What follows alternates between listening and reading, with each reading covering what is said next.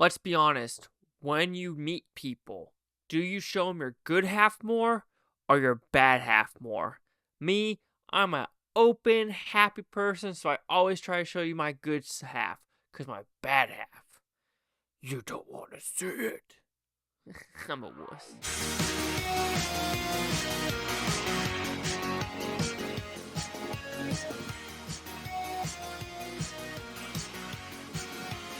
Chase Liaki here with the Blue Futon reviewing The Good Half. What's about? Pretty simple premise. Nick Jonas has to go back to Cleveland, Ohio because his mom just passed away of cancer, and now he's got to figure out his own trauma. Not even trauma, but his own grief, how he's going to accept it. This girl he met on a plane, his sister, his dad, his stepdad, this priest, people around him, and what is he going to do to just overall conceal it, keep it inside, or let it go? So, today I like this film. I thought it was a pretty well-crafted dramedy, even though I would say the comedy is more on the dad side. I've seen him in plenty of movies. I'm drawing a blank on his name, but he does a good job with those elements. You have, like I said, you have Nick Jonas in here, you have David Arquette, you have Elisabeth Shue, and others in this movie. It's pretty simple premise. There's no green screen. Yes, there might be a little bit of sound staginess, especially this scene where Nick Jonas is completely doing karaoke. You could tell that was just him behind a curtain. And there were some elements of that, like, it felt a little bit cheap doing that. But I don't think it hindered from the overall experience of just storytelling of what do people do in these situations. And I do think that people in these situations will understand this dialogue, will understand what this movie is trying to say more than the people that have never lost a mother, father, sister, brother, etc. Because when you do lose someone, especially in the hospital scenes, I think that's the most haunting for me, with me watching my sister pass away in a hospital. And then when you get confused, okay, that's the wrong saying. Like, when the passing away happens, you kind of just walk out and you leave the body on the bed, and then the nurses take the body to the basement. And it's things you don't think about. This movie tries to explain it, especially there's this scene where they meet the nurse. We had the same way with the doctor, actually, because the doctor was the only one that would actually take the case and not put a date or an expiration date. I know that sounds really awful, but all the other doctors are like, 10 and 12 months, 10 and 12 months, 10 and 12 months. So there are some elements in there where you actually see that it can be real. What the look of the movie is really nice. I think the dialogue is sharp when it comes to some of these elements of people trying to hold in their grief, people not to hold in their grief.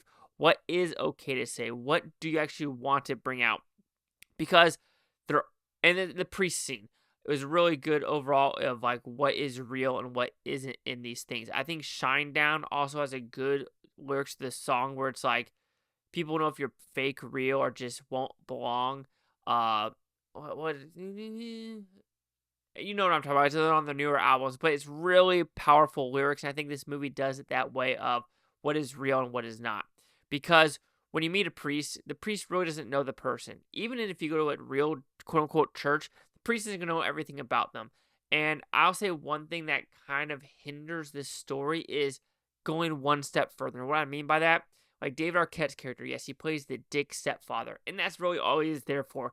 Yes, he has an interesting dialogue with, like, kind of at the very end of who deals with grief more.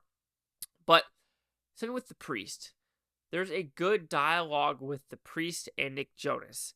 And I felt like that could have translated into the priest, meshing something in, but they don't. That's where Nick Jonas is a good eulogy about his past memories. And that also correlates with something that happens with the sister. Now, I think that's a funny story because one of us was left in the mall as well. That's all I'll say.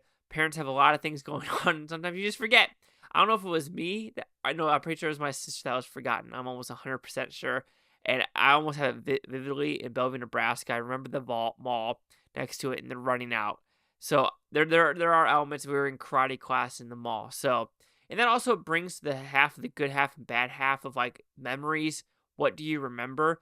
And I think that's the most hauntingness of it is I do have vivid memories of stuff I did as a child, like weird stuff in the Bellevue house, weird stuff in the Iowa house, weird stuff in the Texas house, in her Ford Explorer, and things like that. But then you also forget other things where you're just like, huh. And it's the forgetting that really haunts me. And this movie does bring it up in a, like, because this is in a 48-hour span. I'm at year almost 11 in September. So that really haunts me. Like 11 years passed by, and yeah, this is terrifying to me. I know I'm not talking about the movie anymore. I'm talking about my personal experience. This is kind of my therapy. Oh, that's what I was also going to bring up. There's a therapist character, and I did try to, like, I'm going to say go to therapy, but just talk to someone, and it just felt fake. And I wish this movie kind of went a little bit about that route too, of like people be like, "Oh, I'm sorry for your loss, and I know what you're going through, but do you really know what you're going through? Do you really know what I'm going through? Yes, no, maybe so." So overall, I think The Good Half is a really thoughtful movie. It had good themes, good dramedy elements to it, but I do wish some characters in the movie did have a little bit more depth, a little bit more arc, because if we did have more arc with a lot of these side characters, even with the dad character kind of disappeared in the second half completely. I think if we expanded a little bit more, this movie would have been really, really on the great side. But it's on the really great, not the really, really, really great. So The Good Half will receive a 4 out of 5 with Futon because at 80%. So let's see the critics' news scores gave this one. So it looks like we have a critics at 86% with 7 of them. Audience score of 100. If you're in the 50, no critic consensus. So there we go, 186.80. Chase Leoc here with the Blue Futon. Like, comment, subscribe.